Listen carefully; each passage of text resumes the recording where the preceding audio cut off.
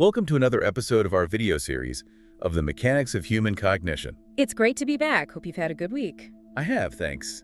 And I've been thinking a lot about our topic for today.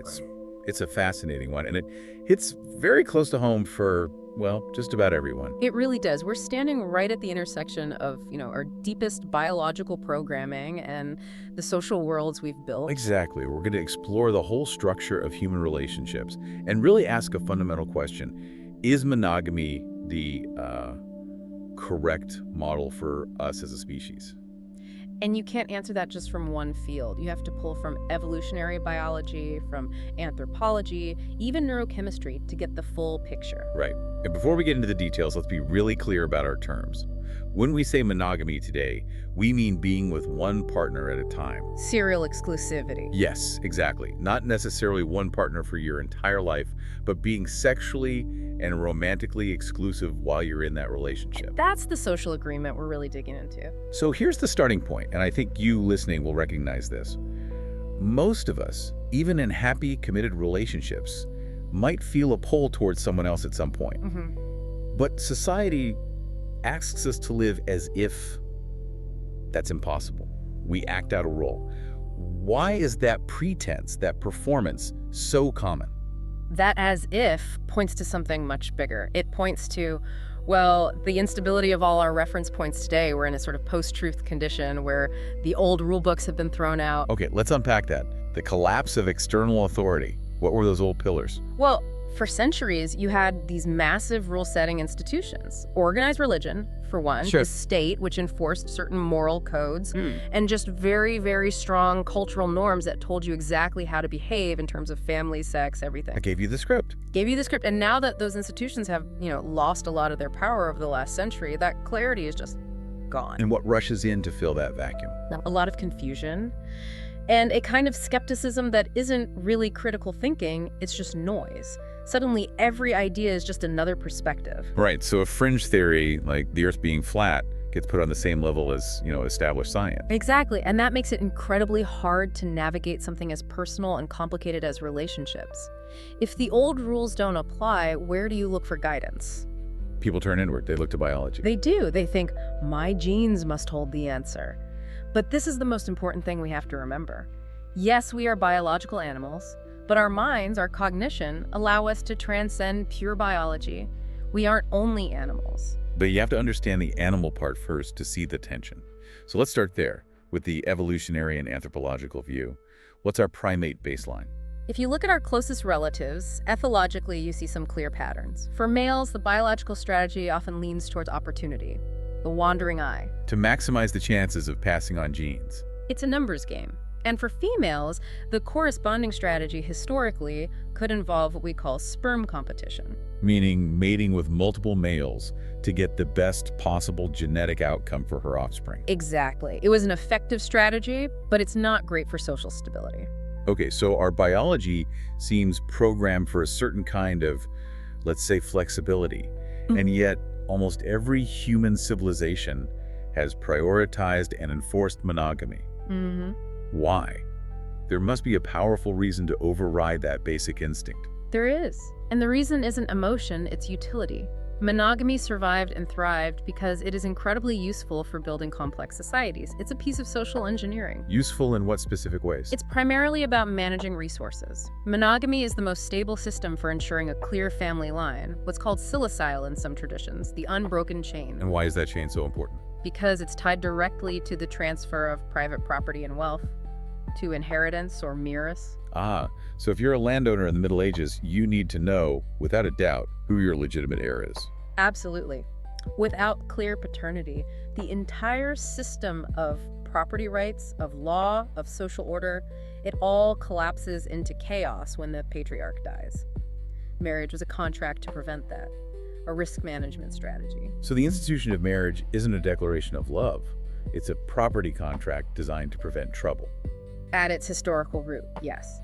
And that structure was so critical that it was held in place for centuries until, well, technology changed everything. You're talking about the 1960s. The 1960s and the pill, effective birth control, it was the turning point. Because it severed the link between sex and reproduction. For the first time in history, the greatest biological consequence, the risk of an unwanted baby, was taken off the table. And that led to this incredible rush of excitement, this feeling of being unbound. The feeling of freedom and huge social movements for sexual liberation followed. The thinking was, finally, we can just follow our instincts. But the data that's come out since then tells a different story. It does. We see from social research, especially in very liberal, very egalitarian societies in Northern Europe, places that have embraced this freedom for 50, 60 years. Yeah. Overall population happiness hasn't really gone up. That's the paradox. You remove a major constraint, you maximize personal choice, and people don't get happier. Why? Because with that freedom comes a huge psychological burden. When there are no external rules, you have to govern yourself, and we're not always very good at that. No, people are struggling. A huge number of people in therapy today are struggling with the emotional weight of it all, the anxiety of infinite choice, the emotional labor of maintaining multiple complex relationships, the conflict between freedom and our very real need for attachment. So the do whatever feels good model just might not be a good fit for the human organism. It seems to raise a question about our collective maturity. Maybe humanity is still a semi-too unripe to handle that level of freedom without guardrails. There's a known principle that as human groups get bigger, they tend to get dumber, less wise. We self-destruct through choice. In some ways, yes, we need structure.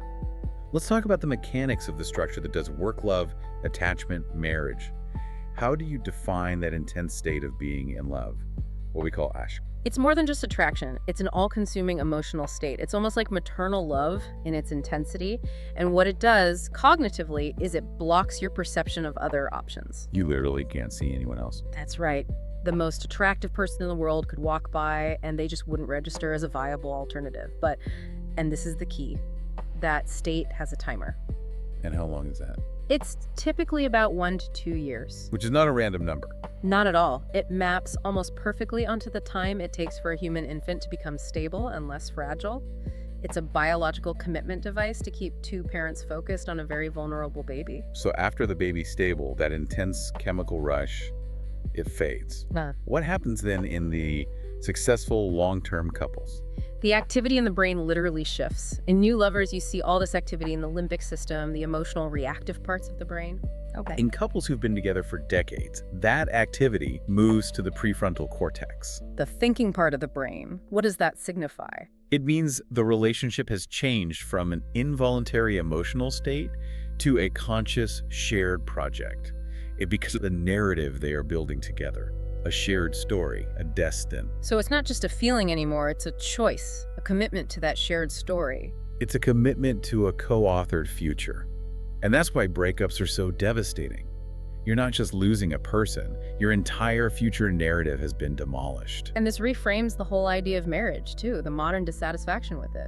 The dissatisfaction comes from a total mismatch of expectations.